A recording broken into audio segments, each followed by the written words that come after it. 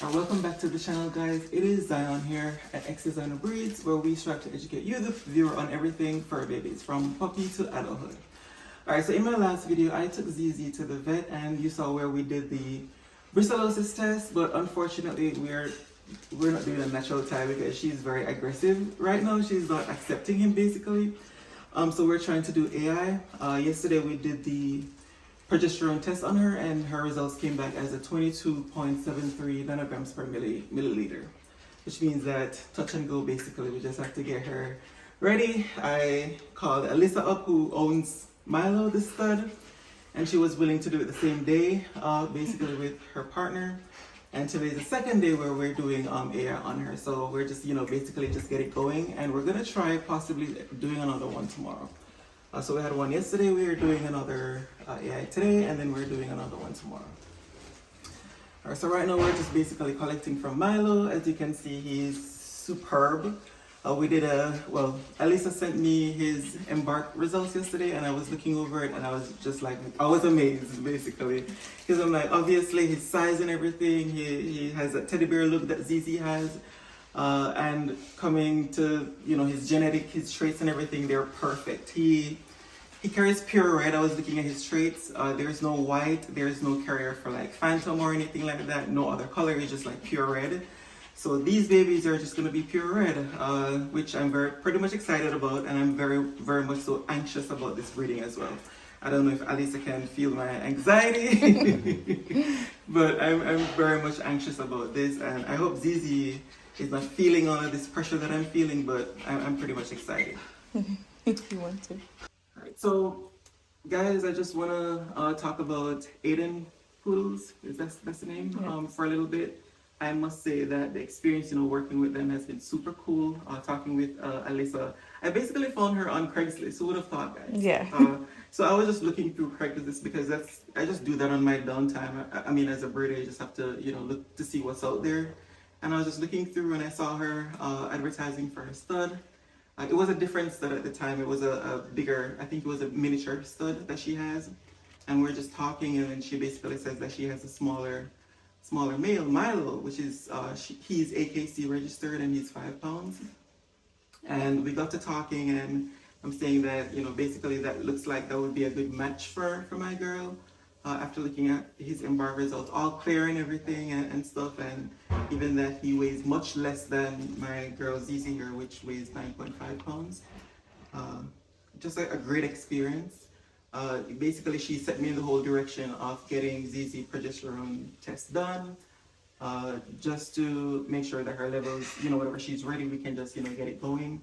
And then she actually has an in-house AI done as well. So my boy here, he's doing the AI, and it's basically inclusive in the price. So if you guys want to use Aiden Poodles, she has them in different varieties. She has the miniature, she has the toy versions, and in red, and I believe she has others as well. So you could just definitely reach out to her. I will leave her information in the description box below so that you guys can check her out. She's located in the DFW area. And do you ship as well, Alyssa? Yes. And she does shipping as well. So she does the in-house AI, she does the shipping. So I'm just shouting them out because, it's good to basically, get the business across, basically spread the word. And so that's vital right now.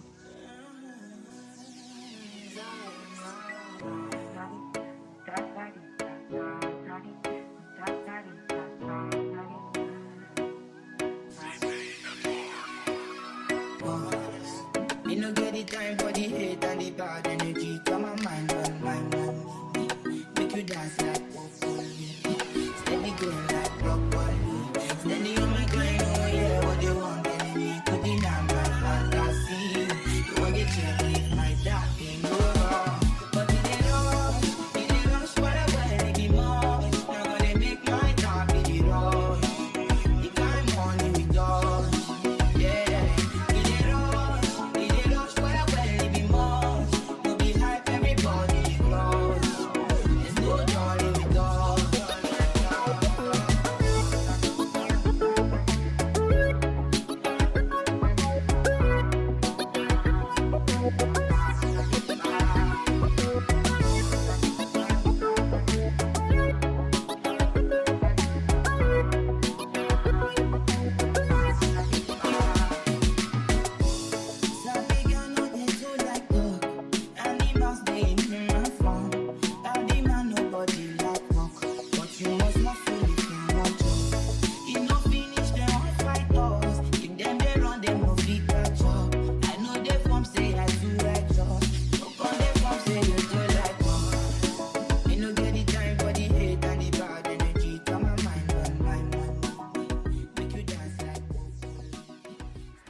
Okay guys, we are back home and that was successful. That was a successful breeding. It was a successful second day.